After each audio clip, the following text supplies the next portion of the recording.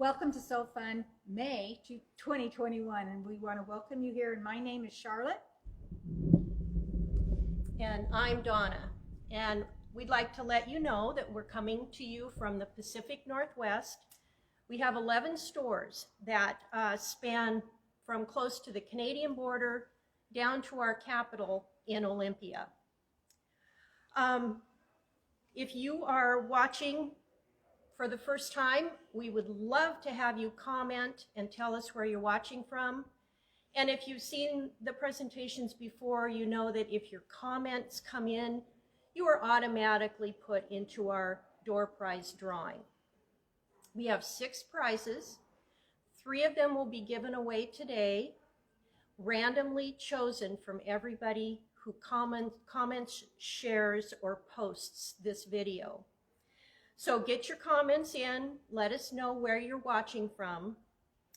The next 3 door prizes will be given away from all the show and tell that we find on this video. Once it's posted this afternoon, you can go back in and you can add your show and tell to this video feed, and 3 more prizes will be chosen, and those will be announced Tuesday, May 11th at noon Pacific Standard Time. A link to all of the items that we'll be featuring today is on the home page for this video, but it will also be shared with you through the streaming comments as we go through all of our samples. And if you have some questions, ask us now. They'll shout them out to us and we'll try and answer everything we can. If you are one of the winners of a door prize, then private message us and we'll set up a delivery to whatever store is closest to you. Before I turn it back to Charlotte, I want to give a shout out to possibly our youngest fan. I have a grandson who's almost 3, and he has discovered that he can watch Grandma on TV. And I want to say, hi, Lincoln J. Give your brother Henry a big hug for me, and I will see you soon. And now Charlotte's going to start with our Old Glory sample. This quilt I had a really good time with. One of the things it's going to say on here is that there's part of this is paper pieced. However, the only part that's paper pieced is the Old and the Glory. I thought when I was doing the letters, and all of them were blue, red, blue, and then I realized I got down here to Glory and I thought I had made a mistake on the O and the R. The pattern is actually that way, so I didn't make a mistake. And the paper piecing, I'm going to show you a little bit demo on that. The top part of this is, each one of these blocks is 12 inches.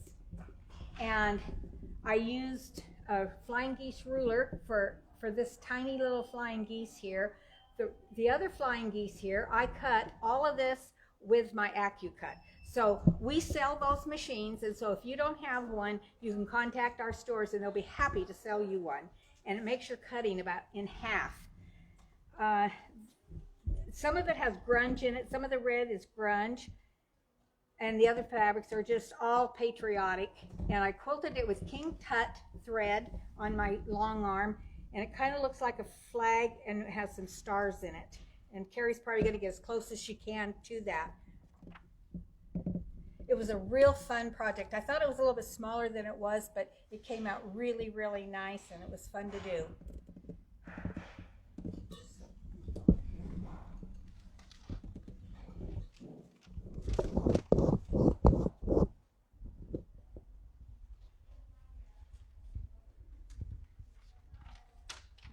When you paper piece, I'm going to paper piece with freezer paper.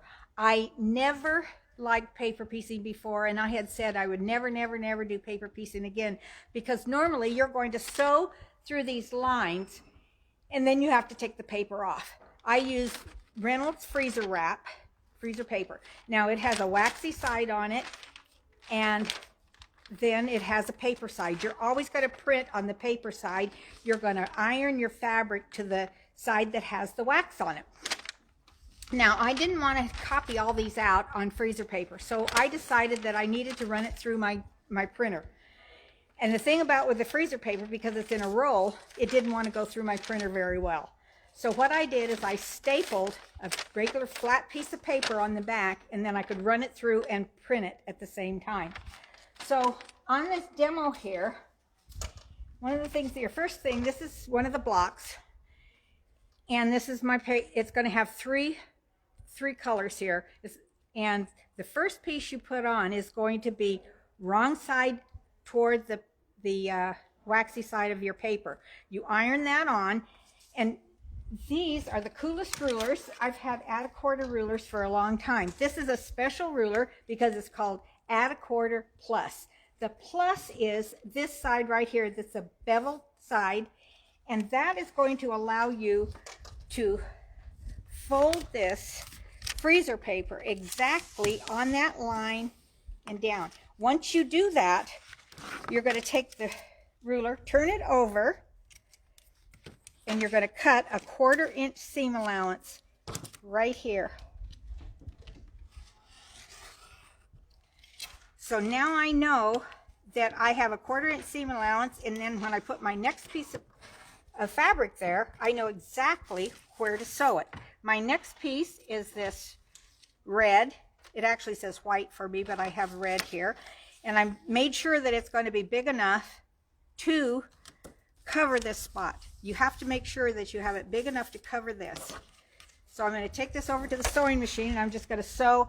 Now, one of the things about using freezer paper and not doing regular paper piecing is you do not have to set your needles, your stitch length to a 1.5. You could keep it on the 2.5 to do this. If you were doing it with regular paper piecing paper, you're going to sew right over this line, and then it has to be a small stitch if you're sewing on that line. And then when you're finished with the block, you have to rip that off. So it has to be a small seam allowance, and if it isn't, a stitch length, and if it isn't, you'll tear up your fabric. So all I'm going to do here is just do a 1/4 inch seam allowance right here, right along the side of the paper, not on the paper or in the paper. And I think I messed up on that.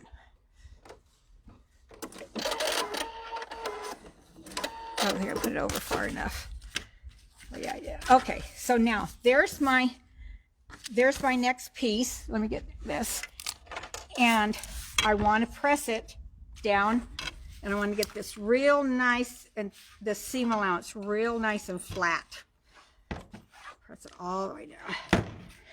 Now I need to turn it over, and I'm going to do the same on this side with my add a 1/4 ruler. And you will need, for this particular quilt, you will need both the 12-inch ruler and the 6-inch, because there are some pieces that are longer than the 6-inch, and you need to be sure that you could just put your ruler right along there and do your 1/4 inch seam allowance just like that. Okay, so my next piece is going to go right here.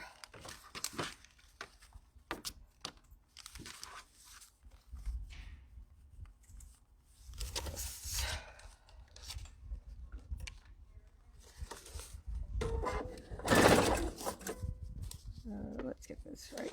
I cut that a little short there.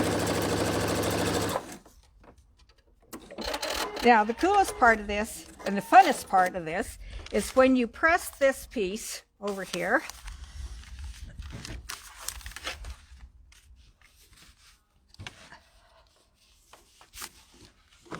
You're going to cut it all the way around the outside of the block. And you're going to make sure that you have enough fabric for all of these blocks to come out. But the fun part about this is when you take this paper off. I normally don't do this sitting down. Okay, there we go. And what happens is that you could just pull this paper off. You still have another one to use. So I didn't have to make 10 paper piecing pieces, because this can be used again and again and again. This is one of the paper piecing And you can see that this is one that I used actually on the quilt, and it was still sticky enough to use it again. There's also on there we have a flying geese, and it's a really, really tiny square on that quilt. And my AccuCut did not have a small enough die to make this. So I brought in this really cool fit to be geese ruler.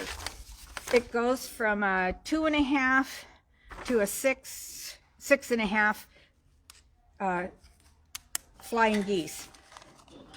Now, the cool part of this, let me find it here. On this ruler, in the instructions, it's going to tell you exactly how to use it. And in the instructions here, you have 4 different sizes that you're going to be able to make flying geese. It's going to tell you what squares to cut for the actual geese part, and the 2 little corners are made. And then it's going to tell you what it comes out to before you sew it, and the finished size. So my finished size of this was only going to be 1.5 by 3 inches, which is pretty small. And to do that, I have one of the sizes is 4.5 inches. So this is a Creative Quilter Select ruler, and it's exactly a 4.5 inch ruler. So that I need to make one of these square, cut it 4 times, diagonally 4 times. So that is the center of my flying geese. Then I need to make, oh dear, where is it? I have it here. Oh, I know, it's too, oh, here it is. So here is the other piece of my flying geese, and it's going to be a 2 3/4 inch cut, and it's only going to be cut diagonally 1 time. So you're going to end up with these pieces right here, and this is going to become your goose or your geese. I tend to always go on this side first. It doesn't matter if you're left-handed, you might want to sew on the other geese first. You're going to sew 1/4 inch.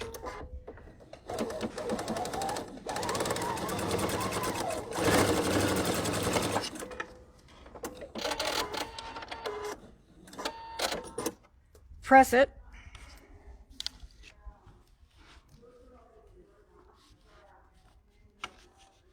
Now this is going to come out bigger than what you need, and the ruler is going to allow you to cut it to the exact size that it needs to be. And the instructions are really, really good on this particular ruler.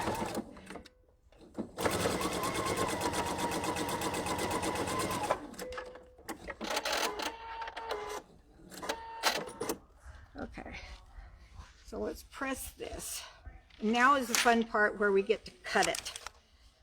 And the cool thing about having a correct ruler is that you're always going to, when you cut it, and I will show you right. What stitch length are you using? 2.5. It doesn't have to be smaller because you're not having to pull off the, oh, you're not using paper on this. 2.5, just a regular stitch length for your quilting. So this ruler is really cute. So it's going to be used 2 ways. The first way is that you're going to stick your piece here, and it's going to be bigger than what you need. And you're going to line up these 2 squares, 2 lines here and here, and you're going to cut it across, and you get that perfect 1/4 inch seam allowance that you need. You turn it around and take the excess off by putting it in on the same place here, and cut that across. And it's too long. And so now you're going to take the ruler and you're going to lay it this way. And one of the lines that you need to line up is, let's see, get this done, is this red line right here, and that's your center. You want to make sure that this line, let's see, let's do this right. This is my 2 by 3.5. This is my 2 by 3.5. So I line that up. Now, if you have trouble trying to remember and maybe making a mistake, this is a product that you could put on your rulers that will mark it right here so that you know where to cut without making an error. And so I cut off this end, turn it around, and I do it the same way, the other way, line it exactly up with this red line in the center, and you're going to cut off this. You end up with this cute little flying geese. Charlotte, would you share the name of the yellow ruler again, please? Yes, these are at a quarter plus. So you have a 12-inch piece, a 12-inch ruler, and a 6-inch ruler. And the advantage of having these is if you normally have paper pieced, you've always had to have a template where you fold your paper. Well, because they made this a beveled edge here so that you could just put it right on that line and fold your paper, so you don't have to have an additional piece of template to do that.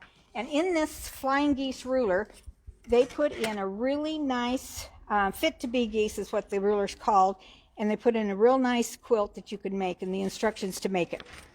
And the instructions on this are really, really good. You might want to take this piece of paper and laminate it so that you know exactly what size you need to make compared to whatever size that the pattern calls for. And it will go from a 1.5 to 3 to a 3 to 6 inches. Now I'll tell you, I got to go over there.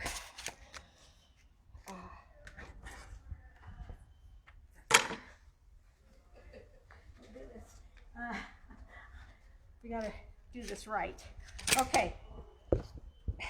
One of the things that I was really, really thrilled to have, because I'm a long arm quilter, is this wonderful handy quilter iron off pencils. And it's just like the old grease pencils we had. And you have a string on it and you unwrap it. But it's an iron off. And when I'm marking my quilts, I need them in the center when I've got it on the quilting machine. And I can mark this and I can see it, especially on a dark thing. And then all I have to do is I know it's going to iron off. And you get 4 in a package, and they're really, really good. Okay, let me see. Oh, now we have one of the things that we've done. When we first started filming, we didn't really know what we were doing. We tried to, and we actually filmed right out of our homes. And so we decided to bring back a couple of the items that we sold back in May, and to give you another opportunity to buy them, because they're very, very, very cute items. One of them is little Diana, and many of you have lots of charm squares and you wonder what to do with them. One of the things that makes it nice is that a charm square totally makes this without adding any additional fabric. Most of the time we're adding additional fabric when you're using pre-cuts. I didn't have to.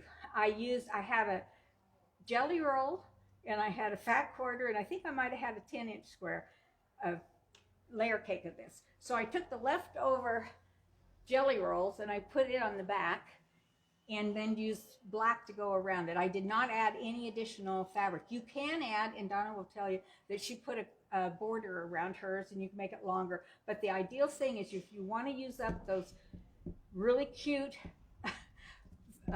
charm squares that we love to buy, we need to use them. And this pattern is an excellent pattern for it. The next one that we brought in is this cute one by Pickle Pie. And this is completely done in the hoop. And it's really, really cute. I already gave one away, and I gave one of those away. But when I made this is made with Kimberbell's faux, I guess it's faux leather.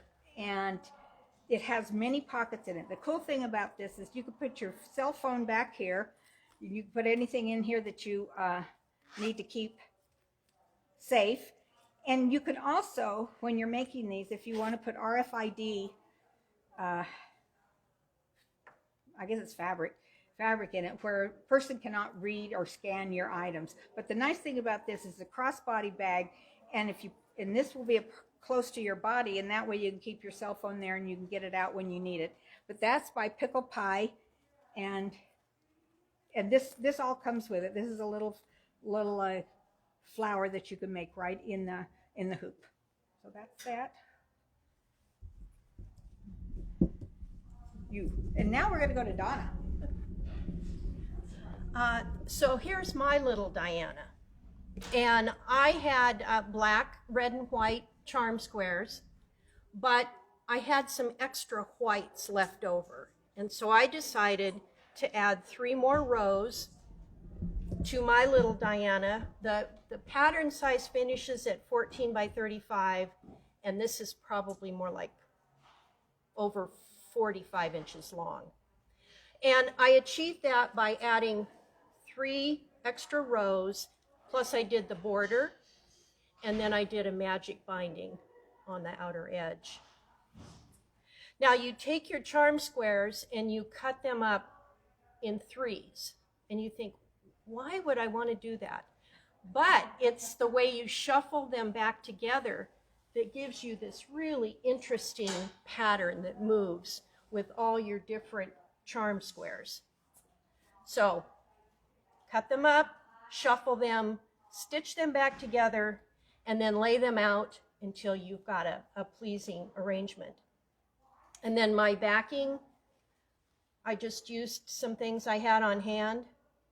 And you can see I did this very organic, soft, curvy, quilted line using kind of a light gray. And then because there were so many colors on the back, this is monofilament on the back. So that's called the Little Diana. The other item that I want to show you is called Zoe Zips. Before we move to Zoe, can you show the pencils again? We're getting a lot of questions about the pencils. Oh, yes. And the color, that they're all white. Okay, we have a question about our pencils. They are all white. I'm going to put this up so close so you can see it. You get 4 in a package, and I'm not sure what they're made out of, but it's going to mark your fabric really, really well. Let's see if I can mark it here.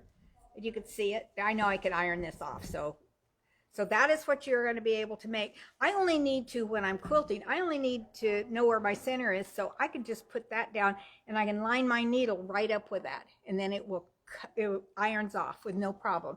They're all this color. There's 4 of them in a pack. Can you show the package? The package, yes. Thank you. Tilt it just a little bit, the reflection. They're perfect, right there.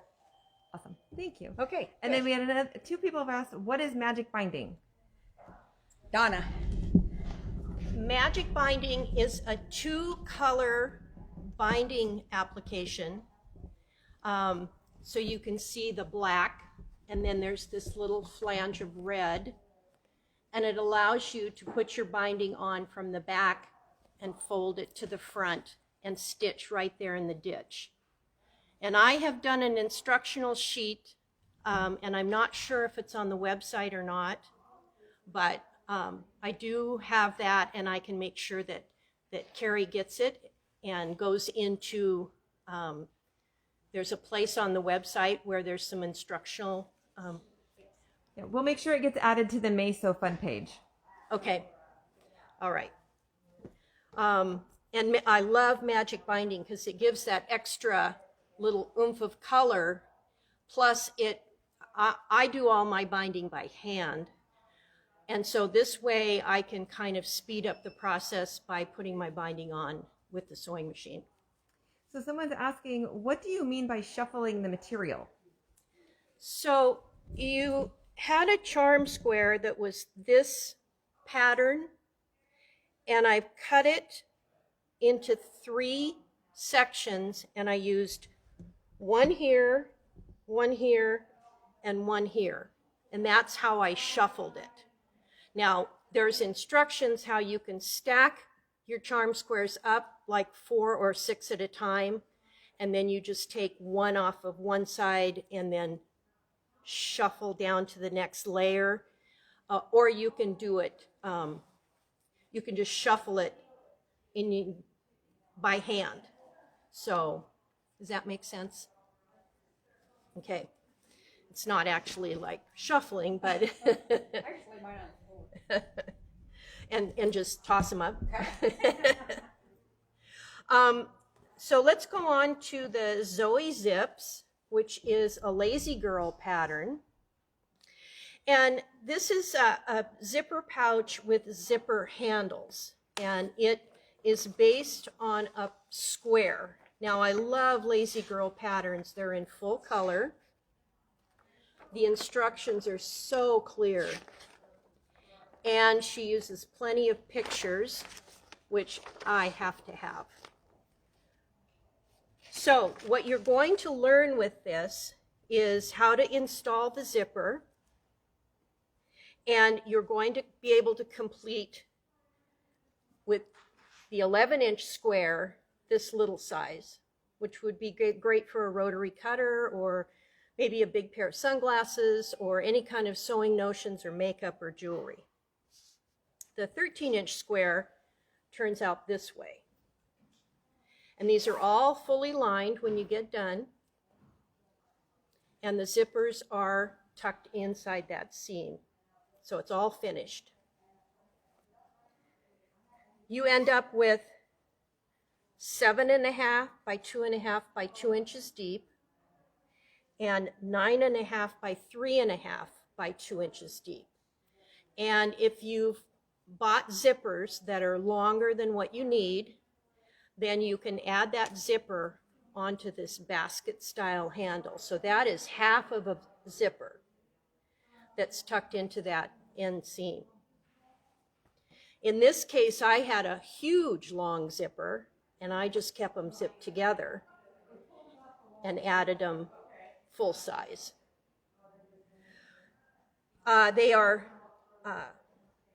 You use fusible batting and ShapeFlex 101, which is an interfacing that we talk about all the time. Here's a package of it. You can order this from us if you go into the order section and just write ShapeFlex. It will come up and there will be a package that you can click on. It is 15 inches by 2 yards. And the beauty of this is it's a woven, lightweight interfacing that's fusible. And so it keeps a soft hand, but it gives you an extra set of threads to really stabilize that project, especially if you're quilting or embroidering. So the Zoe Zip, 2 sizes. In my brain, I said, why can't I use like a full fat quarter?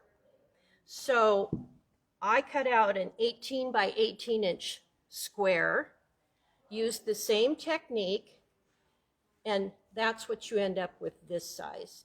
18 inches creates this size bag, which is perfect for a pair of shoes. So I use this all the time when I pack and go somewhere to keep my shoes separate from my clothes. And in this case, I didn't have leftover zippers, so I just made them out of fabric. So there's the Zoe Zip. Now we're going to go on to something new this month, and it's called the Lucy Purse by Sally Tomato. We've carried Sally Tomato zippers off and on a number of times, and I discovered the other day that she had started designing patterns. The zippers that we have to offer this month are 3 yards. So zipper by the yard with 9 pulls. And after I get done here, Charlotte's going to give you a little demo of how to put these pulls on quick and easy. So here are my colors. Beige and nickel. Kind of a gray and gunmetal, and magnolia and gold. And the other hardware that goes with this purse is a little 1/2-inch square ring, and the purse calls for 2 of these. They come in a package of 4. Here's gunmetal, nickel, and gold. So the purses are such a sweet little design. And here is the first one I did. This is a kind of a textured faux leather, as Charlotte tells me to say. Just a remnant I picked up at the fabric store. And the top is upholstery fabric, kind of a natural linen look. And I ordered the green zipper, and then when I got it, I realized it did not match. So I went ahead and I went into my own stash, and I found the white and the nickel Sally tomato zipper I had. And then I used my own expanded nickel rings. Now what you do is you cut these two pieces out, apply your zipper, and that makes the front of the purse longer than the back. So once you put the two pieces together, then you slice off the bottom of this front section. So this is actually constructed the correct size. Surprise, surprise. It has this really cool double zip pocket. And you could actually put a stitch right up through the center of that and divide that into two pockets. The handle is just a combination of the vinyl and the upholstery fabric. And I decided I wanted to put soft and stable in the lining instead of fusible fleece. Soft and stable is a lightweight foam covered in tricot, and it's soft, but it actually holds your bags upright so that they don't collapse down on themselves when you're trying to put things in them.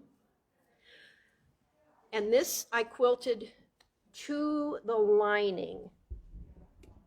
So there's my one set of pockets on one side of the lining, and then I would put a zipper pocket on the other side.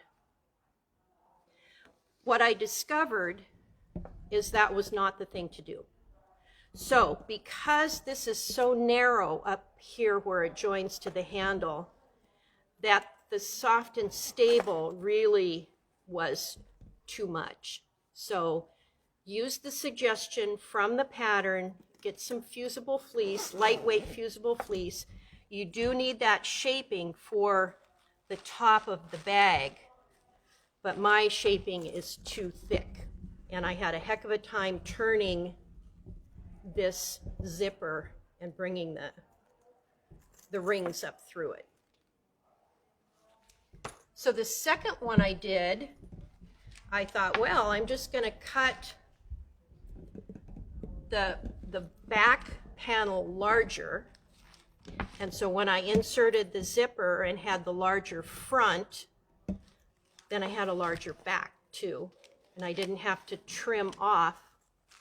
And that's where you get the little bit taller purse.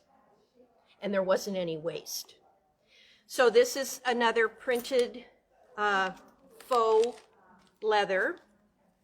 And then the top is just a quilting cotton with a little bit of lurex thread. I don't know if the camera picks up the sparkle. And then there's that magnolia and gold zipper. And that's really what I was going for, was that color to match this set of fabrics. Two pockets on the inside, phone pocket on one side, a zipper pocket on the other.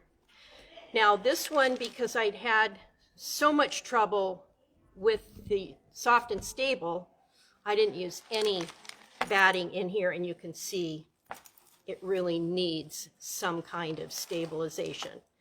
It's got Shapeflex 101, but no batting on the top. So do as I say and not as I do, because I'm here to make the mistakes. Here's the little 1/2-inch gold rings. They teach you how to make this zipper pull, so you have something to grab onto when you're closing it.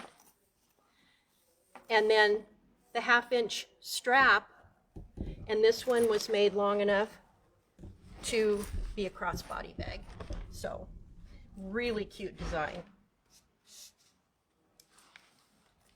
And now it's time to give away our first gift.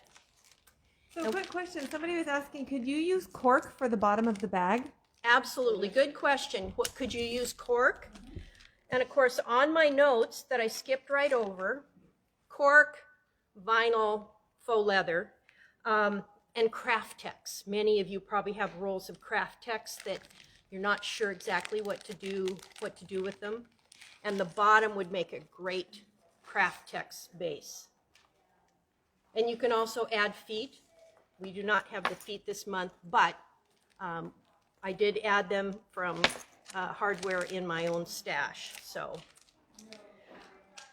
okay, our first prize is grip and stitch. So these are kind of foam rubber type gripper handles that you can place on your fabric if you're doing free motion quilting. And this goes to Mary Ballard Clark. Congratulations. And now Charlotte's going to talk about her Lucy bags. Okay. I made two, and I also used a zipper that was in my stash. So the black one is faux leather, and I did not use soft and stable in it. However, I did use Pellon's 987, which is a fusible. So I fused that. This one is with the zipper that we brought in, which is the tan one.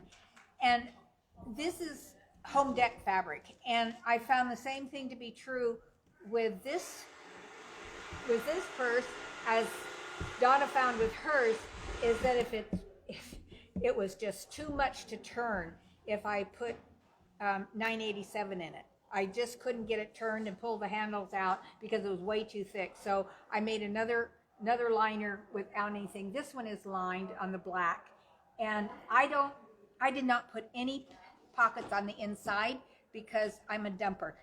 If I asked my husband to get something out of my purse, he said, oh no, he said, that's a scary place because I just dump. But I want to talk about the Sally Tomato zippers. One of the things, some of you have a fear about having to put this little pull on this zipper. One of the things that Sally Tomato does on both ends, this is the other end that I already cut off. On the end of this, you will see that there's no teeth. So you could either do what Donna did, and she put on every one of her slides on her zipper. That way they don't get lost. But sometimes you want to put them in opposite directions, so I don't. But the advantage of putting on a pull with a Sally Tomato zipper is because you don't have the teeth up here, and it slips on really, really easy. If I'm not using one of their zippers, I will cut some of this tape off right here, and then I can slip it on really, really easy. But this is a great way to do it. So it's real easy. If I can get this turned around right, this way. So there's two ends on it, and most of the time you're going to be putting it on this way. It goes right in, and then you go right in here, hold it, and zip. See how quick and easy that was? Now, the trick to that, you always want this end, because that's the easiest way to thread your pull on. So you're going to take this pull, and you're going to take it all the way down to the other end of your zipper. And if it's going to be 20 inches, you're going to have the zipper pull in here, and you're going to cut off the end, but make sure that it doesn't go past. So now you have a zipper, and if you're afraid that you're going to unzip it too far, just take your sewing machine and just run across here, just in case you don't pull that off, because once you cut it, you don't have any of those ends. But if you continue to cut off the end, you will always have a beginning, and it goes on easy. I think. Okay. Oh, and now we're going to go to the book that is Perfect Placemats. This is a year-long book that has a placemat for every single month. I chose, this is July, this is October, and this is April. These are the three that I made. Now you'll notice that the colors are a little bit different. This one is made with Maywood fabrics. And I did cut all of this fabric on my AccuCut, all of them. And we have in one of the blocks that is going to make a perfect Flying Geese, which is in here.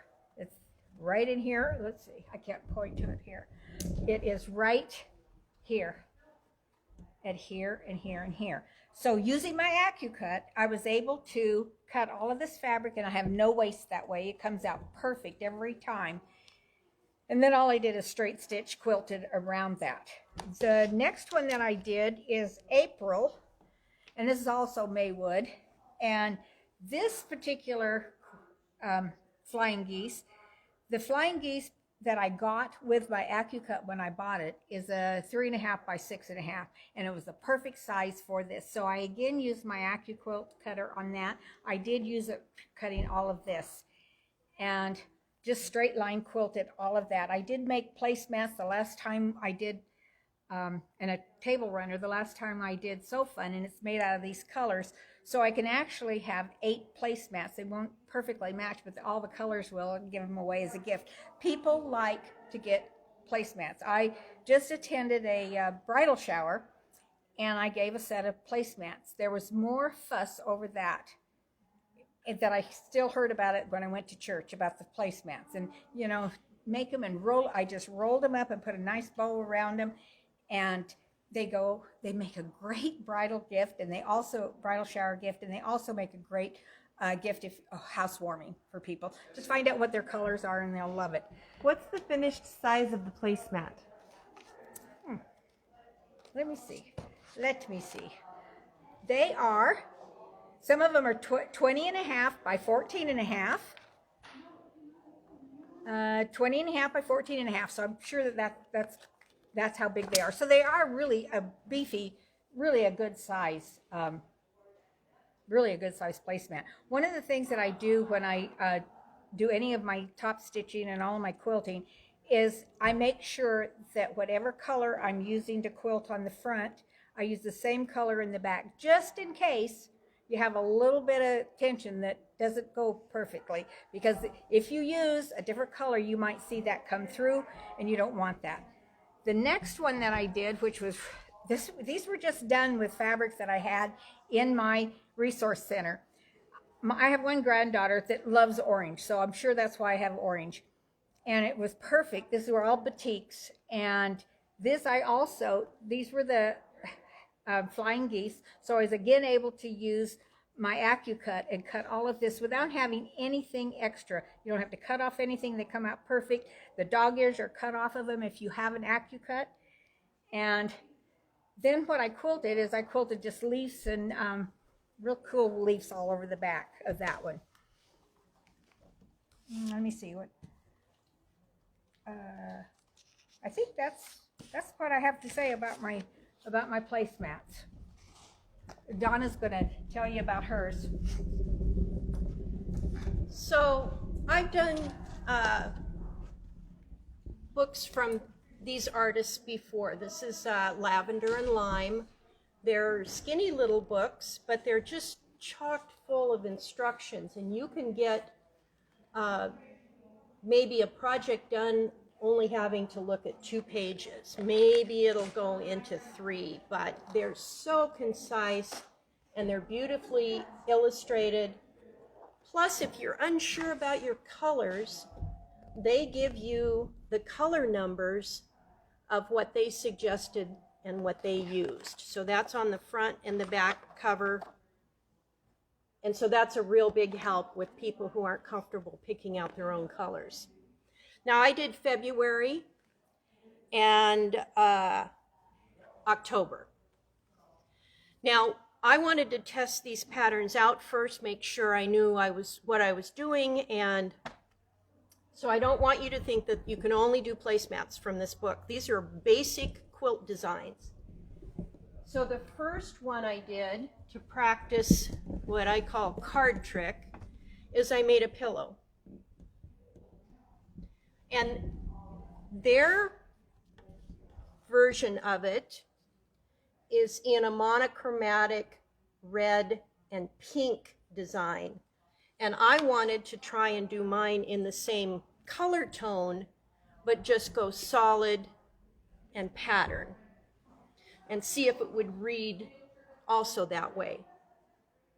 So I just took the stripes from the end of the placemat, added them to all four sides of the pillow, and then there's 2 layers of batting in here, so you get that kind of faux trapunto look when you quilt it. And then here is the back.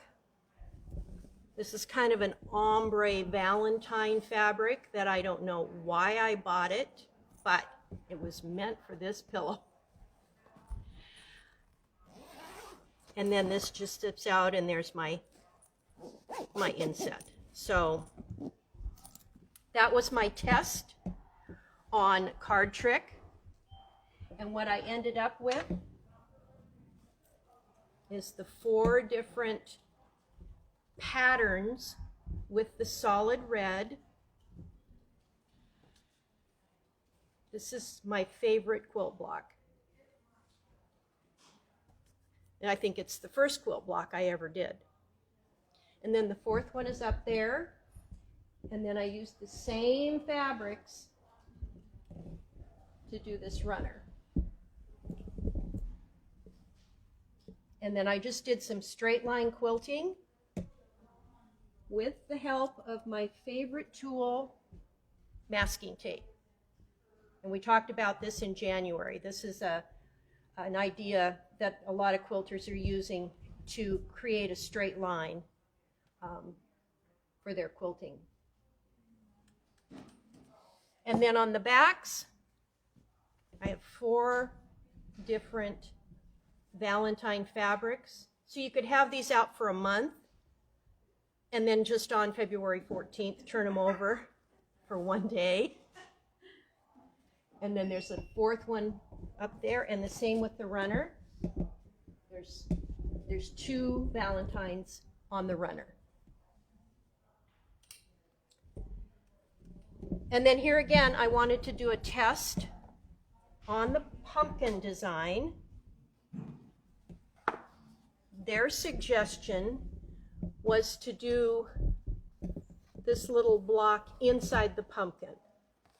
Now those are very tiny, tiny little log cabin strips. So decided not to do that. So here's my test. Instead of 2 colors of the pumpkin, I used, I think there's probably 5 or 6 colors in there. Tested them out, see if they all blended well. Added them to kind of a wood panel background. And then my backing fabric is brought forward to the front, mitered, and so what you're seeing on the front binding is also the back. And this is just a plain zipper by the yard that I had. But because the fabric comes and shows the zipper tape, then you have this open space in your binding. And so I just added these 2 little polka dot spacers to cover that up. So my 2 placemats. So here's the pumpkin without the green square in the off center.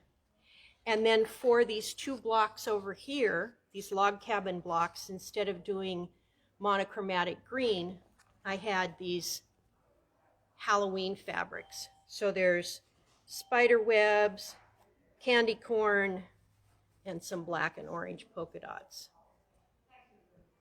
And then for the back, there's this sparkly bat fabric.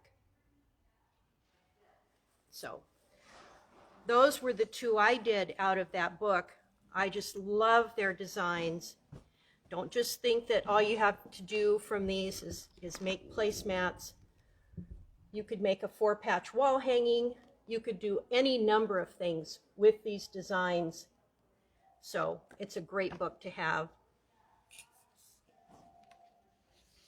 So we're going to go to our clothing pattern for the month.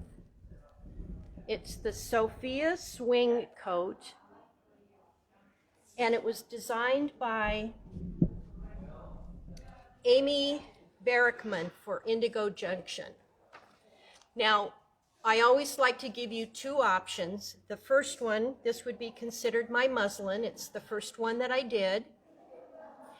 And I only had limited fabric. So instead of making a coat, I turned this into a shirt, or what I like to think of as an artist's smock. And all you have to do is just shorten the pattern, put a vent up the side, and maybe round that corner. And instead of wearing it tied up around your neck, I've just peeled those lapels down and put a couple of ceramic buttons on snaps lower. This is the 3/4 sleeve, the short sleeve that's included in the pattern. And then there's a longer version. So it comes with the pleated back, and both the outer edge and the inner edge I've stitched so you don't lose that pleat. But here is the coat, and it just, I think, turned out so cute, if I do say so myself. I've had this fabric for over 20 years probably. It's a very lightweight denim, cream with a blue stripe, and then blue with a cream stripe. And I didn't have enough to do the coat without each other. So here is the pleat, all stitched. The yoke. And I discovered that the longer sleeve was still too short for me. So I had enough of the blue that I just added the blue cuff.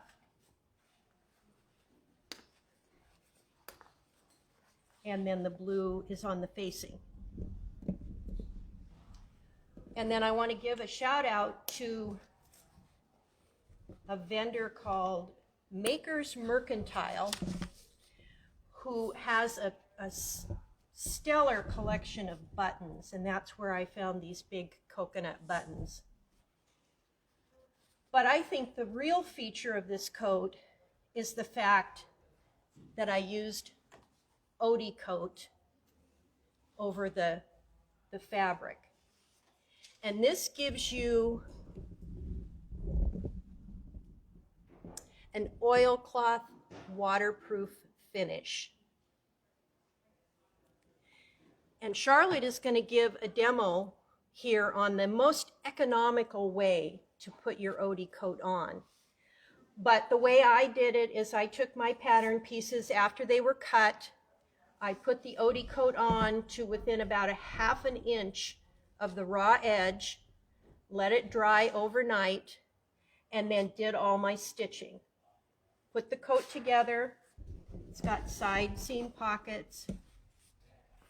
I did not coat the facing or the inner cuffs, but I was able to do all the coat with a little bit left over of the Odie coat. So I came back and I did a second coat on the yoke and all the top stitching and the seams where I thought maybe the rain might hit a seam and then it's kind of wicked into the inside because the stitching has left an opening. So there is an extra coat on the seams. And I want to show you, if Carrie can get close enough without me ruining everything.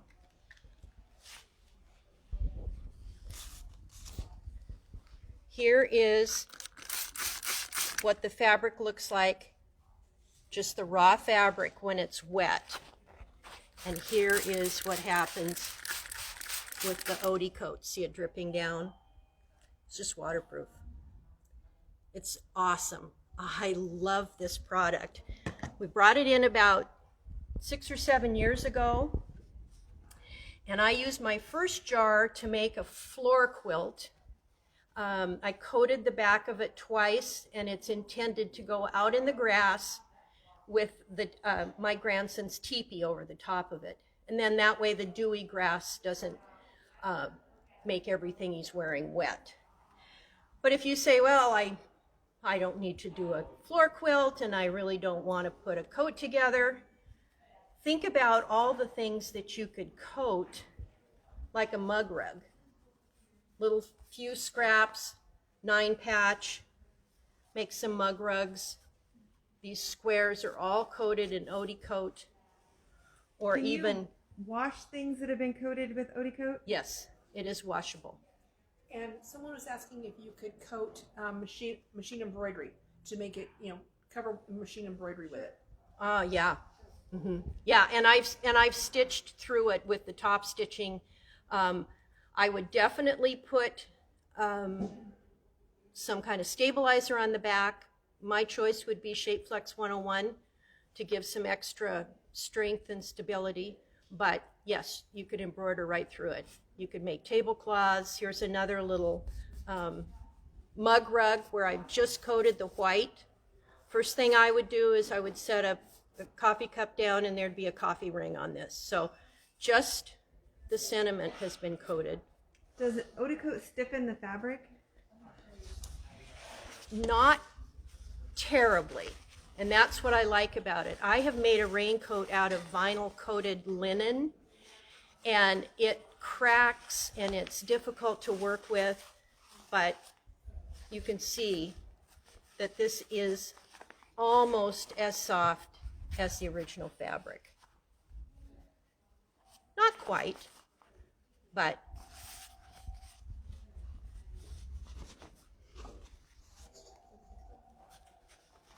now this mannequin has some massive shoulders on it, so that's why it looks like it doesn't fit.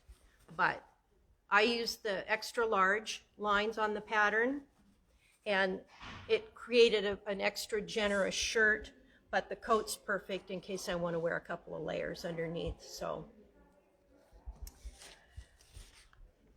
anyway, we're back to Charlotte, and she's going to do a demo on the best way to put Odie coat on your fabric and get the furthest juice you can out of that little jar. First of all, I need to correct something that I say all the time about the Quilt. It's not Cut, it's Quilt. It's just that I think about it as cutting all the time, and I need to say it's an Quilt. Now, the Odie coat, she was asking how stiff it made the fabric. This is just a piece of quilter's cotton. And you can see that it's coated it well. It's still very pliable.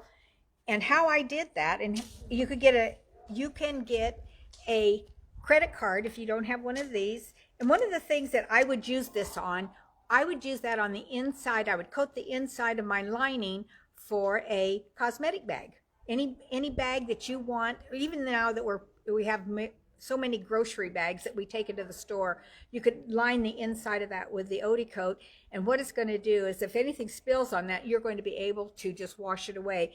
The one thing that I like about Odie coat, because it gives you kind of like the old oilcloth look or the oilcloth feel to the fabric. My mom always bought oilcloth tablecloths, and they stunk forever. And this doesn't stink. But how I'm going to do this, I have a piece of parchment paper, just regular parchment paper that you cook with, and I have a piece of my fabric here, and this is just quilting cotton. And you can either use a brush or you can use a credit card. And all I did with mine is I'm going to use this, I'm going to dump it down here, and I'm going to lay it down. And all I'm going to do is coat it. Now, if you want it coated more, you could put more on there. But it doesn't put too much on. Sometimes if I want to put a heavier coat on, I will use a paintbrush because you can get a little bit more. But if you only need to coat the fabric, it's so easy. And then you just let it sit and dry. Now you have a protected piece of fabric that you could do many, many things with. And you can see, just like somebody asked about how pliable it is. It's very, very pliable, and like you say, water goes right over it. Two questions, they're pretty similar. Will it wash out, and how long will it last if you're washing it? I have not washed it that often to tell you how long, but it will wash, and I don't know. That's one question that, Donna, do you have a... We don't have that answer. We would have to, you know, the thing is where I'm using it, if I'm using it on the inside of a bag, I'm wiping that off with my hand, or, you know, hand washing it. I'm not throwing it in the washing machine. So if you put it in the washing machine on your gentle cycle, I think it would be fine for several washings. I mean, it permeates the fabric. It's into the fabric. And so I would think that it would take a long, long time to get it off. And you can see by this one how thin a coat that I actually did on this particular one. And if you want more, you could just do another coat. Let it dry for 24 hours and you're good. So this will just make a really nice thing. And the thing about doing it with parchment paper, it doesn't stick. You just pull it off, let it dry, and there's your coated paper. And it's going to have a little bit of a different look. You can see the two pieces. One that has it on, it's going to have a little bit of a shininess to it, even when it dries. You'll know that it's on there. And let's see what we're doing. So that's how I use it. Remember, you can use a paintbrush. And one of the things that Donna said about her coat over there, about the seams. Anytime you're making a raincoat, that's one of the things that you have to really be careful on. And she could go over just with a real fine line paintbrush right over that stitching line with the Odie coat, and it'll never go through. And you don't have too much gumming up on that, you know, but just use a real fine brush on that. Let's see, what are we doing now? Oh, we're going to give a prize away. And the prize is, oh, how cool is this? This is a Cut Right Slit and Sew template. Oh, it's for the Drunkard Path 6-inch finished square. And so what I know that this is a really cool template. You're going to match up these lines right here that are you cut with these lines on the other, and when you make that curve, it comes out perfect. This is a wonderful template, and this is going to go to Sherry Kenyon. Did I say that right? Congratulations. And let us know, you know, how do they do that? They'll get a message on Facebook. Okay, you're going to get a message on Facebook that you are the winner, and congratulations. So is one jar enough to coat the striped coat? Yes, one coat, one was very sufficient to do it. That's one coat on it, and then doing the seams. So there's quite a bit in here. You saw that it doesn't take a whole lot just to even do this. Especially if you use that credit card method. The credit card method would be your best bet, because it's going to not, if you want a thicker coat, use your paintbrush. If a thinner coat, just use your credit card, and it does it real easy. And you can see how even it gets. Okay, so let's see what we're doing next. The crisscross apron pattern. This is a fun pattern, and it is going to take 2 yards. It is completely reversible, and it is so easy to make. I did not put pockets on the inside of the other side of mine. There are pockets on this side. I did with the pockets, I serged all of my, I interfaced it with interfacing, just Pellon's interfacing. I serged all around, and then I took a basting stitch and I ran around here so I could make a real nice round pocket. Then to apply my pocket without putting any pins in, I'm going to use washable Wonder Tape, and I'm going to put it all around my pocket. The washable Wonder Tape, most of our stores carry it. You probably have it in your resource center. And all you're going to do is you're going to put it down, stick it on there really good, pull the paper off, and then place your pocket exactly where you need it. And it's going to stay there, and you're not going to have use any pins, and you have a perfect pocket. I use Wonder Tape on my zippers. I use it always on my pockets, and I never have to use a pin using it. But you will want to interface these pockets. I'm not sure I understand. Somebody's phone's talking. I don't know whose it is. Okay, so that's the Wonder Tape. Donna, you're going to talk about the crisscross apron pattern. Right, so this is my crisscross apron pattern. And it does have instructions inside to make it a little bigger or a little smaller, to extend or shorten the straps. So it's not like a one size fits everyone. You can modify this a little bit larger, a little bit smaller. So I did the pockets on both the inside and the outside. And what's so clever about this is this pocket comes out of the negative space on the front of the apron. So it's so well designed. So you cook in your less favorite side, and then once you get everything spilled on it, and then the doorbell rings, and you just throw the other side on, and there you're clean and you're presentable. So I love reversible stuff. I did shorten my straps, obviously. So, and how she's talking about what the pattern does is, so it's just a simple pattern. If you need it smaller, because this is folded in half when you cut it, you just take 2 inches out of here on the front side. It's such an easy pattern. And the fun thing is, like Donna says, you know, one side gets dirty, just turn it over. But also, there's no ties. You slip it in and it's on. I narrowed my straps a little bit on the back because I just did. I thought I needed them a little bit narrower instead of so wide. But you can make the straps longer, but I did make mine shorter because I am short. Yes, the designer of the pattern? Mary Malari. Who was the designer for this pattern? It's Mary Malari. Oftentimes you'll see Mary on old episodes of Sewing with Nancy. They were very good friends.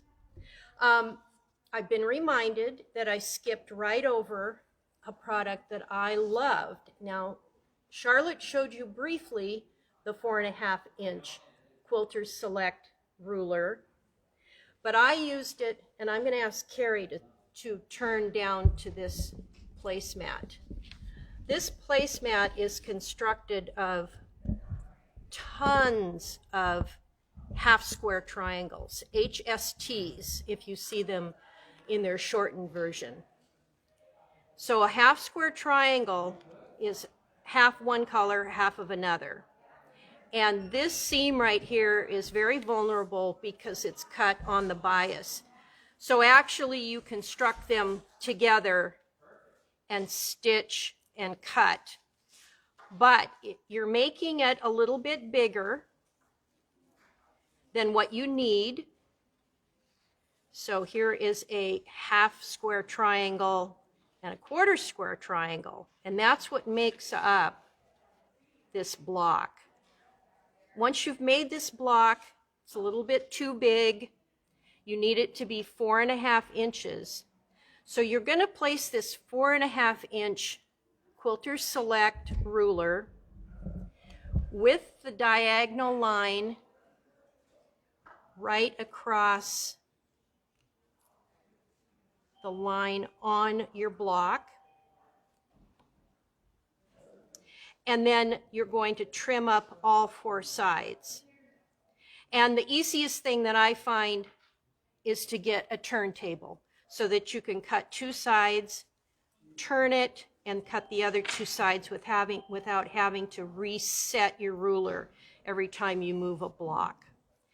Quilter's Select has this kind of cloudy coating on the back, and once you've got that in place, it doesn't move. It just holds tight, and you can do your trimming and square up all these blocks to 4.5 inches, and then they stitch out at 4 inches finished. So that was supposed to be talked about during my placemat presentation. So we're going to move on to our embroidery for this month. And right off the bat, I'd like to give credit to a store that's near us here in Tukwillow, and it's Seattle Gift Outlet. And they carry a number of home goods, runners and napkins and towels, and a lot of the things that they have are decorated. But if you dig deep enough, you can find some things that are blank. And so I was there with Lori one day, and I found this blank apron. And so our embroidery this month is called Summer from OESD. And this is a chalkboard design, meaning the stitch out is very light, and it sort of represents that chalky printing that you see in a lot of cafes and stores. It's really quite an art form. And you can see on the back, I mean, you can't see the designs, but there are a number of different single stitch outs. And so Charlotte and I are going to show you those today. Flowers Are Earth's Kisses is part of a larger design.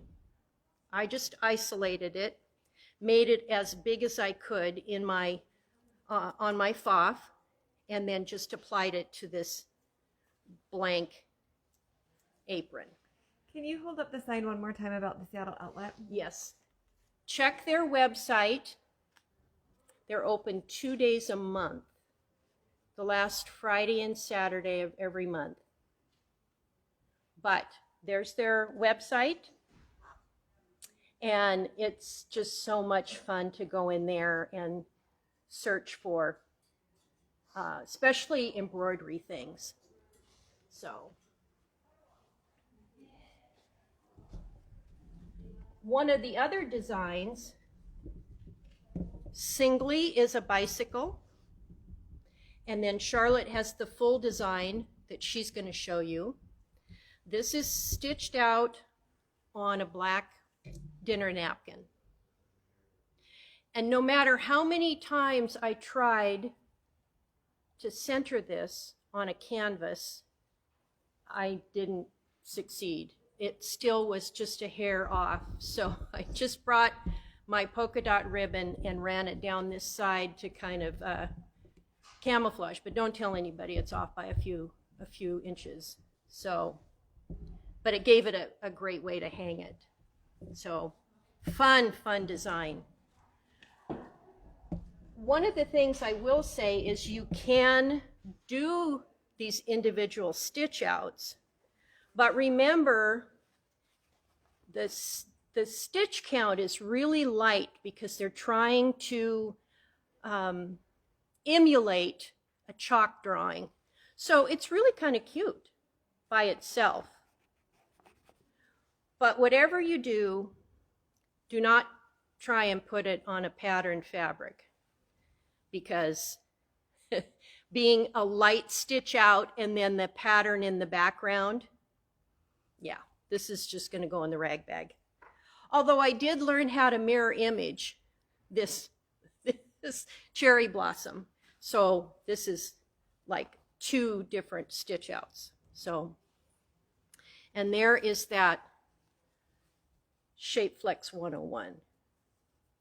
I use that on all of my embroidery. So this is the sentiment that goes with the hot air balloon, which is one of the designs in the group. The sky is the limit. And this is a navy blue linen and then a striped linen that I picked up in the remnant bin. But I'm thrilled with this batik here because it actually came from my girlfriend's daughter who was stationed in Africa with the Peace Corps. And she brought home scraps, and these were pieces that she didn't want any longer. And so I was so excited to add those to this pillow and then put the sky's the limit down the center. Now we're going to talk in a little bit about a ruler that helps you make those pillows look square and not what they call dog-eared. And then finally, there's flowers are Earth's kisses. And this is the complete floral stitch out. And like I said, you have the ability to isolate any one of those flowers and stitch them out by themselves. So this fiasco is actually this design.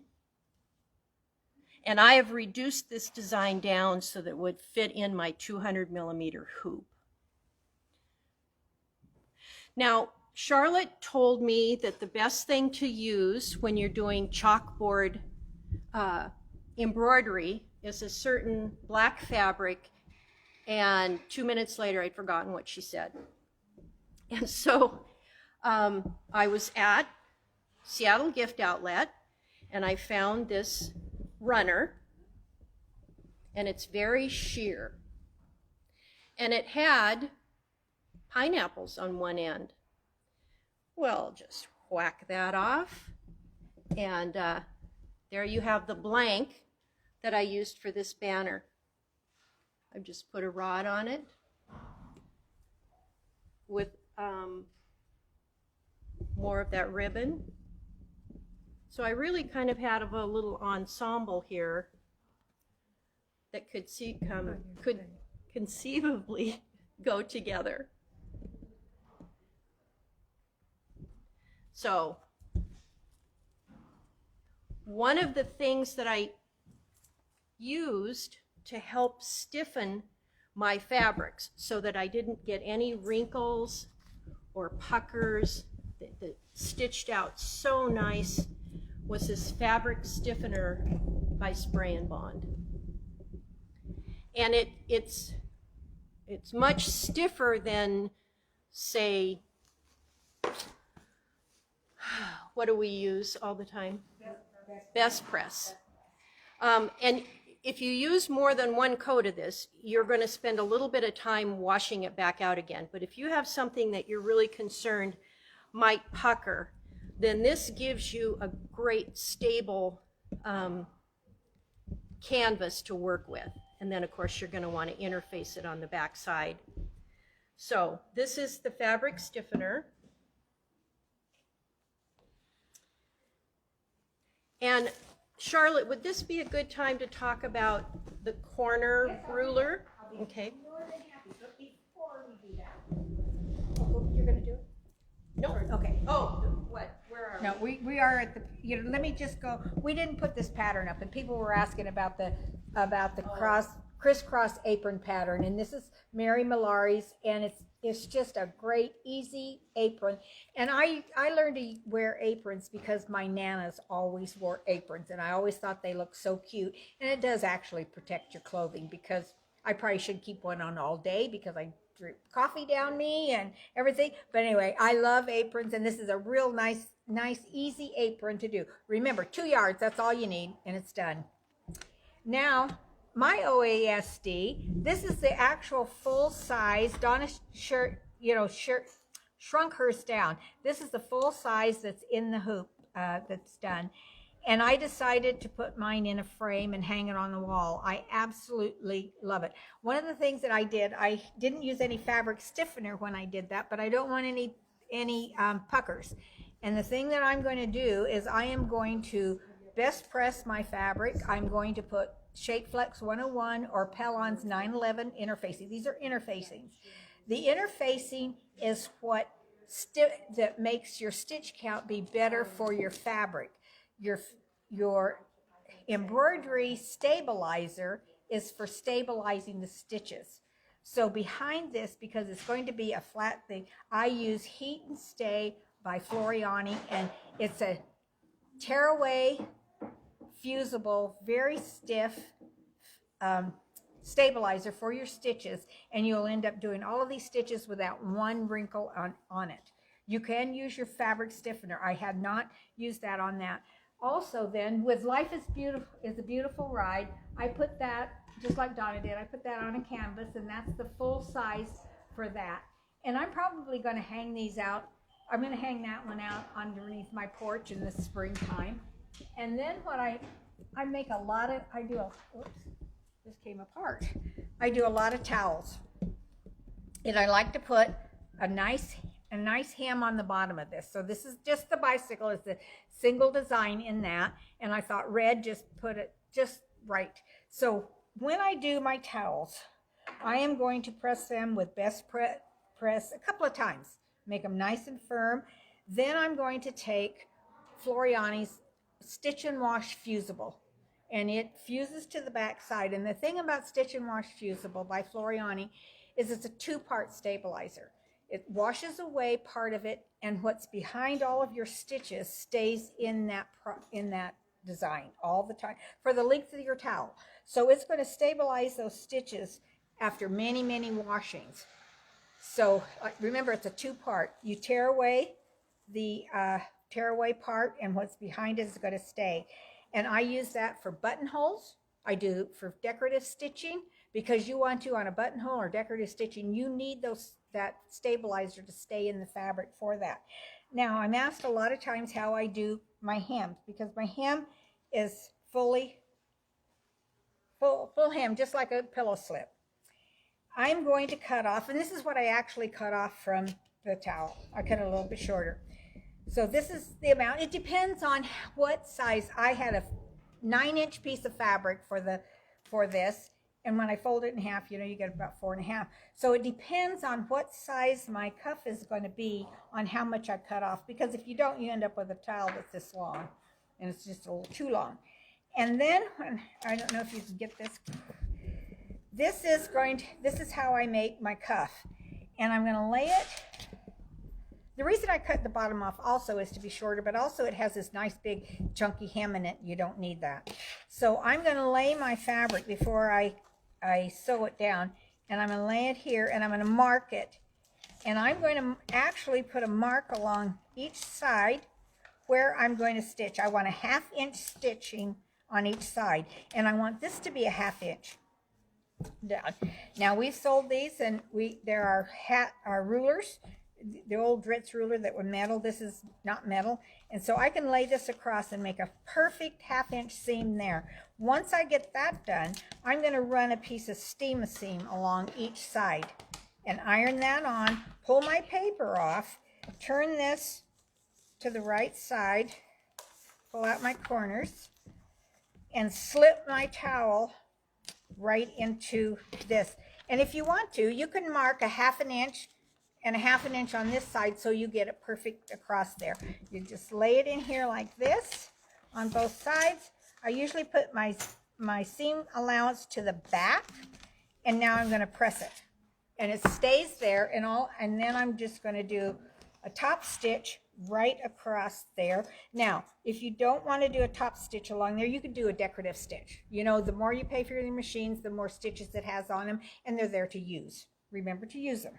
So that's how I do my cuffs. If I was going to do a 2-inch one, I could do a 2-inch. And I've done smaller cuffs on them because that's all the fabric I had. But I usually try to match the cuff with whatever design is on the towel. And I give towels away all the time. It's a nice hostess gift to give away to anybody. We're going to, yes. Quick question. What fabric did you use to sew the Flower to Earth Kisses on? What fabric is that? That is a black Amish fabric. It's black. It's Amish black. Okay. And it's a real true black, and that's what I used up there. We were talking about the pillow template. Now, so that you don't have a dog ear come out to your pillows, you have to cut some off of the corners. I don't know how it works, but it works. Before I ever had the template, I had to figure out how much I cut off of each corner. So this is our template for it. And I'm not sure if you can see, there is on this, there is a 1/2 inch square on this ruler. Everything that you need to do a perfect corner on your pillow is on this particular template. So here is my pillow, And I'm going to use anytime you do any home deck, you want to use a 1/2-inch seam allowance. So here is my 1/2-inch seam allowance. Here is my corner that I can make. I want it a 1/2 inch in. I'm going to take this cute little roller that has a perfect line that goes straight down here. And I'm going to put it, and I'm going to get it all lined up here with this, and take my trusty little, this is a washable. I want it to come out here on this seam and here on this seam. So when I'm doing my 1/2-inch seam allowance along here, I'm going to start stitching right here, and you take all of that off. You're going to think that that doesn't come out, but Donna's going to show you what it looks like, and what you end up with is a square pillow with not these dog ears. And it's, whoever thought of it, it's great. It's a great thing, and I don't know how it works, but it works perfectly. Now, on the other side, if you want a round one, around your corners, you also have the rounded corner here. And so you could put that with a line that is completely right on that center line. You can line it up. You're going to line it up, and you're going to cut that curve off. And you're going to have a perfect curve. If you line that little dotted line up there, you're going to have a perfect curve on each side of your pillow. Donna's going to show you what the pillow actually looks like after you use this cute little ruler. So this is the flat version where you can really see how exaggerated that curve is. And you can't even imagine that that's going to work. But here's a pillow that doesn't have the corners clipped off of it. And you can see what they call the dog ears.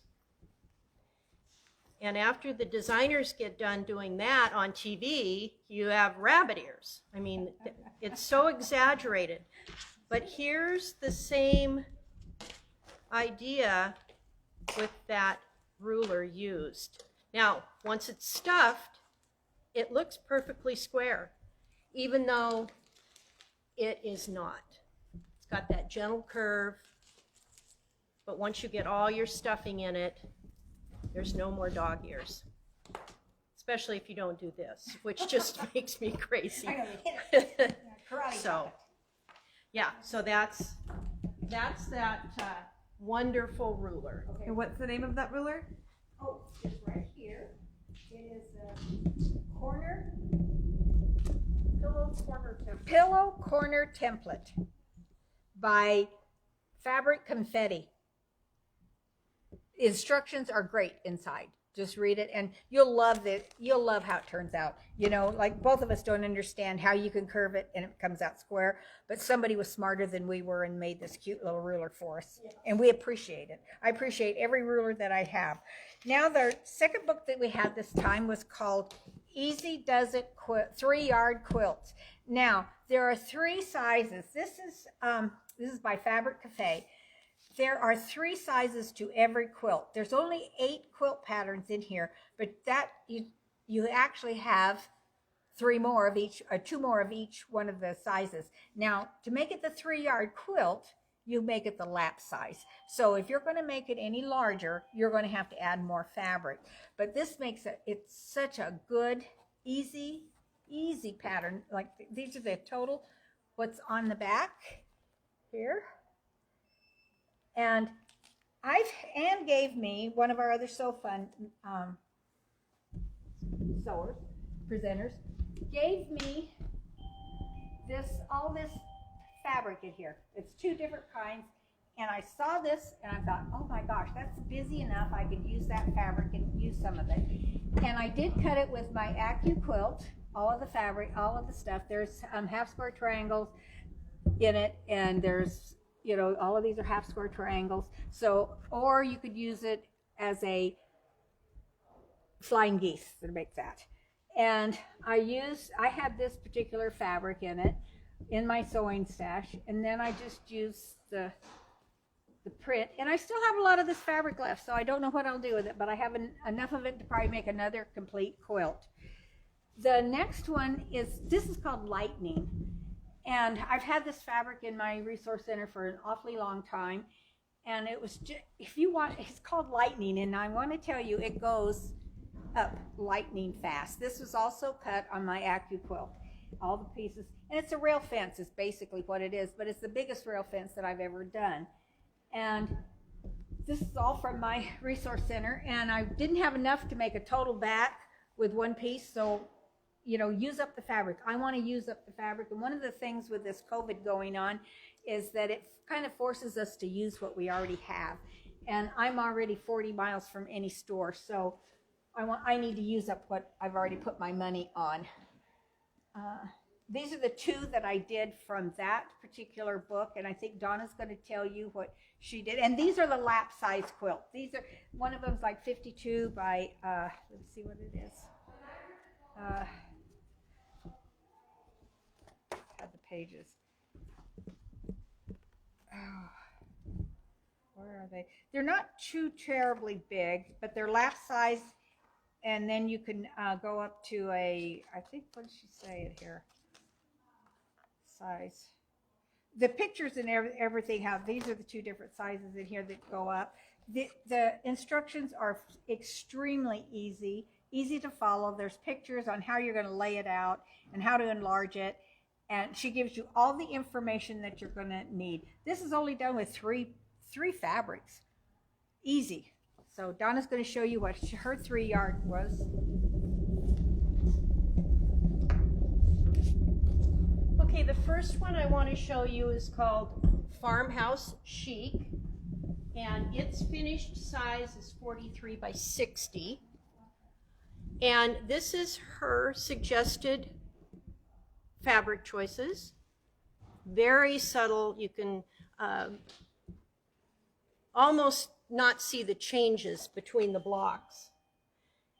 And I got so confused because of her subtle fabrics and then translating them into my fabrics that I actually did little snippets on these cards and then wrote how many to cut of each one. So my Farmhouse Chic is more like, I think of this as being something I'd put up at Halloween or in the fall. It's kind of spooky. This fabric here is something that in the salvage had a date in the 90s. And those of you who are from Pierce County will probably remember the old Parkland Parish Quilt store, which was just a darling place to go. I'm so sorry it's not there anymore. That's where I bought this fabric. I think probably on one of their sidewalk sales, because I was very poor back in those days. It's basically just 2 blocks. Small block in the center, a bigger block here, and you just alternate those back and forth. And then the leftover fabric I had, I did sort of a creative piecing on the back, and then you can see the quilting a little bit better. It's sort of moons and scattered, I don't know, clouds or spooky Halloween. It just says Halloween to me. Only sophisticated, doesn't have spiders and candy corn and all that stuff on it. But finishes in a very small size, but still too wide for one single piece of fabric. The other one is called Harmony, and her rendition of Harmony was 2 fabrics that are the same in opposite colors. So she's got a white background and a black background, but the design on it is the same, hence the Harmony. And I chose to do a succulent pattern in the snowball and this kind of stripe. And I like to think of this as purple rain that we have here in the Northwest, making my succulents grow. Wouldn't they be lovely in your yard? The pink or the violet background is grunge, and I encourage all of you who can get to the 5 quality stores that carry fabric, please go in and take a look at what we have. I am so in love with grunge, and we've got a great color selection. Grunge, if you don't know, is a great filler fabric. It has a main color, and then sitting on top of it are washes of additional almost monochromatic colors. So there's a little bit of lavender in here, and there's some chalky white places, but it's a great blender. This was narrow enough to use just one piece of fabric for the backing, and I quilted this myself. Now, in January's program, I was talking about using my walking foot and how much I used masking tape to do the straight line quilting. And we had someone who asked, Lori, is the iron hot? Mine is. Okay. I had someone send in a question that said, how do you do a curvy line with masking tape? Well, they're two separate processes. In the meantime, I was watching, I think, a program on PBS called Quilting Arts, or Modern Quilting. And the gal was showing how she used freezer paper, cut her own organic curvy line, and you can see this is the one that I used for this quilt. And this is where I sewed right over the edge of the freezer paper. A chunk came out, but never fear, we're still going to use this today. So, and it's been used quite a few times. You create your shape, you get it positioned,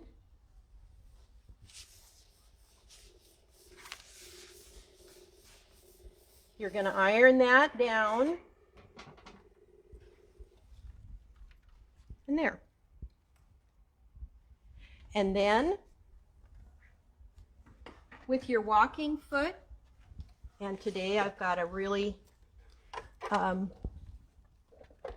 light colored thread at 2.5. I'm just going to follow that curve.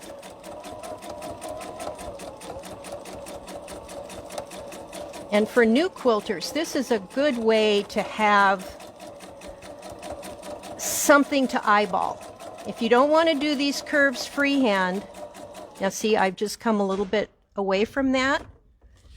Nobody's going to know when I peel that paper off, but it's giving you enough guidance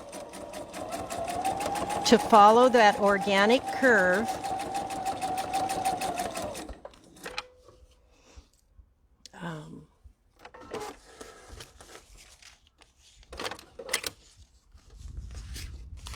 So you could peel your paper off, you could reposition it if you wanted to make trips back and forth to the ironing board.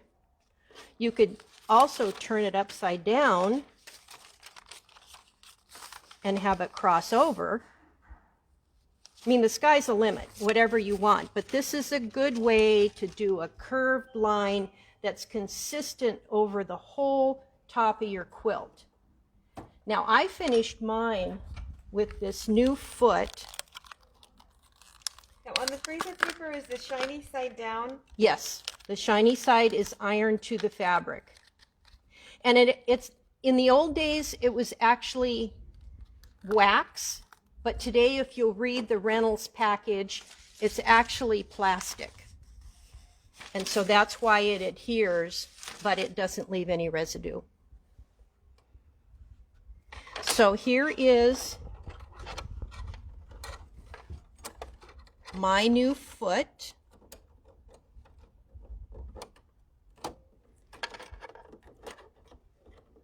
Which has this open area, and I can dial my stitches I can dial my needle all the way over to the edge. And then I can set this anywhere I want. So say I want to follow this line, but I want it to be a really wide, that looks like it's over an inch. So I'm just going to use this pointer as my guide.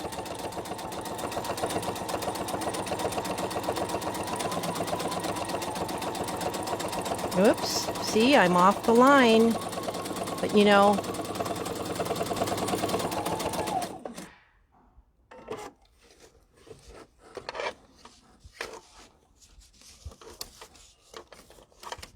From the back. From the back. There you go. oh. So, there you go. You've quilted that wavy organic line with a combination of freezer paper and your foot. Now, if you have just a standard foot with your machine, you can get from this edge to this edge about a half an inch. So if you were to line up and use this as your guide, say you don't have this foot, but you just have a standard foot, and you're just going to edge stitch like that.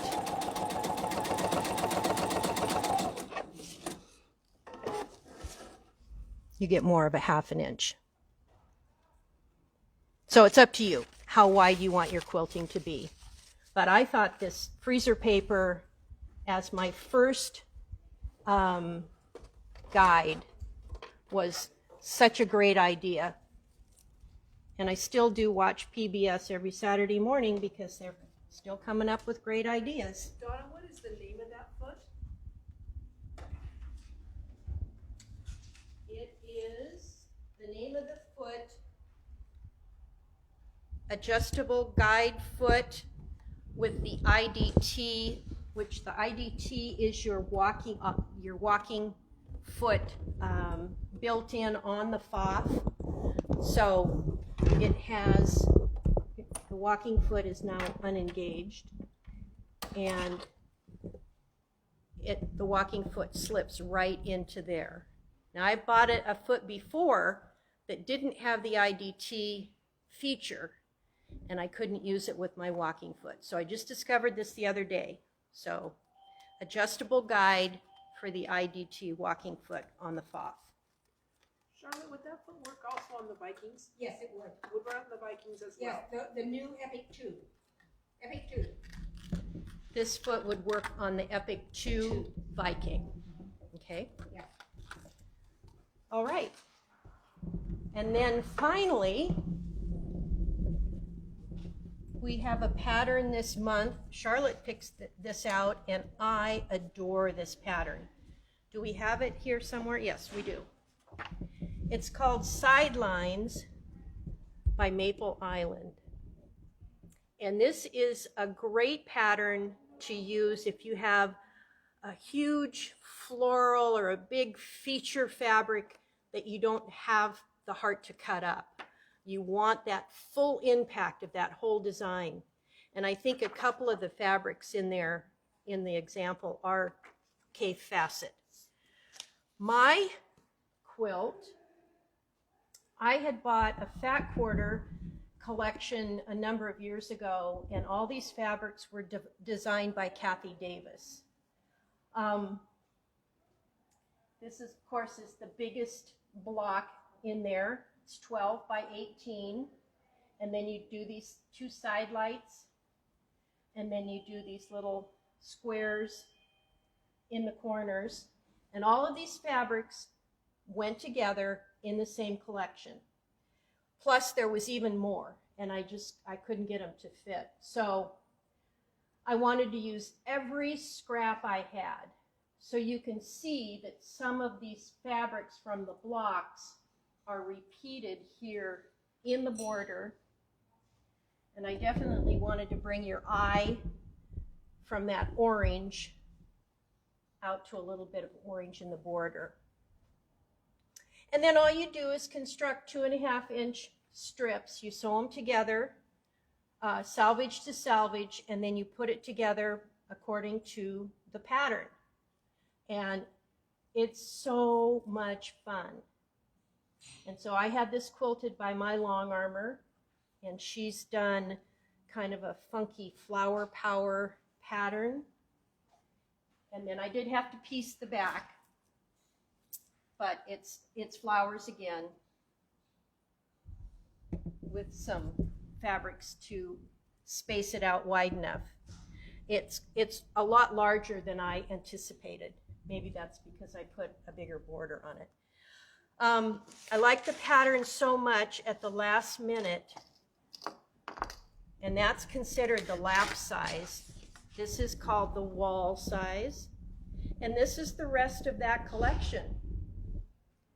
These little lollipop flowers that say joy. And then with the leftovers, I did this little tile border on 2 of the corners. And so this has yet to be sandwiched and quilted. But it's so easy and it's so fun. And that's all you do, is you take your 2.5-inch strips and you sew. This pattern said sew 8 of them. I had 2 left over. And then you just start placing them on your fabric in the order that they tell you to. And it just goes together slick as it can be. So Charlotte has her sidelines to show. Okay, my sidelines, if you notice here, is Alaska. I bought this fabric in Alaska in 2012. And it has been sitting in my resource center, and I saw this pattern and I thought it would go perfect with these panels. This was a panel that was designed and painted by John Van Zale. He is an Alaskan artist, and he did all of these paintings in this center block here. And I wanted to get as much of that because it was hard to cut this fabric up because you have this beautiful hand-painted fabric that represented Alaska. And this pattern, like she said, is 18 inches along here. So I carefully cut that so that I could get the best part of each of his designs on there. The other small pieces were another piece that was a panel, and this is the train. We actually took this train and in there, and this was a printed panel. This is hand painted, and then this is just the printed, and so it has some of the features that are in Alaska. And it was hard. The hardest thing to do was to try and figure out how to cut it so that I could get the max amount of the design in the quilt. And like Donna said, I only used 2 fabrics here. It actually sets off that pattern, I thought, really, really well. And the hardest thing, I was trying to figure out how I wanted to do a border that doesn't take away from these beautiful pictures on the front. I'm not giving this quilt away. I'm keeping it because I just love it. I mean, my husband asks me all the time, well, where are you going to do that? Well, I'll give it away or whatever. But this one is not. And it took me long enough to get it sewn. And so I kind of played around with how did I want to do it without taking away from it. So I needed to do it in the same piece. But because you have all these different pieces, you know, you've got your black here and your black here. And on this side, you have red and you have black. So I decided to turn them around so that I would follow the pattern all the way out. And so it's still my 2.5-inch squares here. I did put just black on the back, and it's just got some red swirls kind of on it. And like Donna said, it's a real fun pattern. And it's one of those patterns that if you get big florals and it has something, you can make so many different designs with this.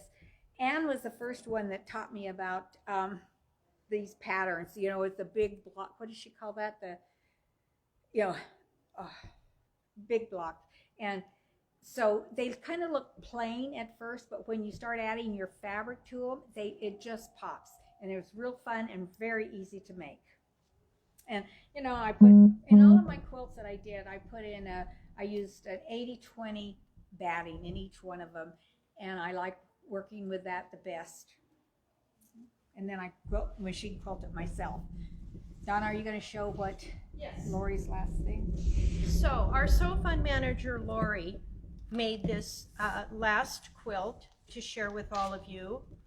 It has a real special meaning to her since she's been managing this program for over 20 years. And it's called the Sew Fun Quilt. Designed by Charisma Horton. And we have available to you the pattern where you could pick your own fabrics. And we have the kit, which has all the yardage included in it. Now Carrie's going to zoom in on the quilt so you can see all the lovely work that Lori did, and I'm going to explain. She said,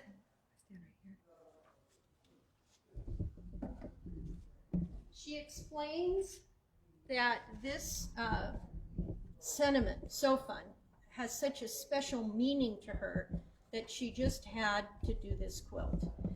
It finishes at 42 inches square, and the kit includes the pattern as well as the fabric, and except for the backing.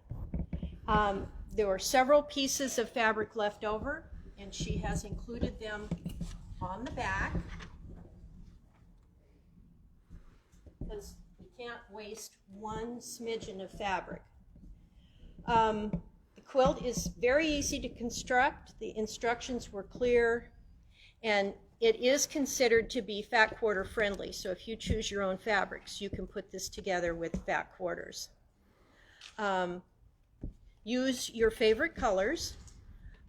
I see it in stunning jewel tones with a dark background as well as many other color options, whatever you wish to construct this. The heart block, the roof section of the house, and the letter W are all paper pieced. So the heart block, the roof of the house, and the W are paper pieced. So that would be fun just to be a beginner paper piecing if you haven't done it before. And then these are flying geese, and as these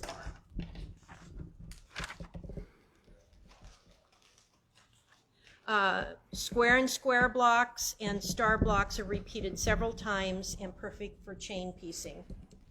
This was a very fun and satisfying project to create. Be sure to share with us if you do one of these So Fun quilts. We'd love to see it.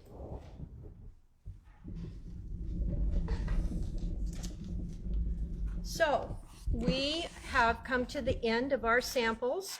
We'd like to remind you that there is a link on the homepage that will take you to the inventory list if you want to remind yourself of some of the products we've talked about today. Our stores will ship anything that you order over $100 for free, or you can go and pick it up in your local stores. We do have a few of these products distributed in all of our 11 stores, so you can drop by too and see those. So we've got classes on scan and cut, long arm quilting, all kinds of things on the website. So if you're wanting to do something virtual right now, check the website and see what's being offered coming up. So I'd like to thank you for joining us today. And Charlotte, Thank you so much for joining us, and we're hoping that soon we will see you face to face. We so miss your faces, and we so miss doing this and seeing all your smiling faces in the projects that you bring in to show and tell. And thank you for coming and joining us today.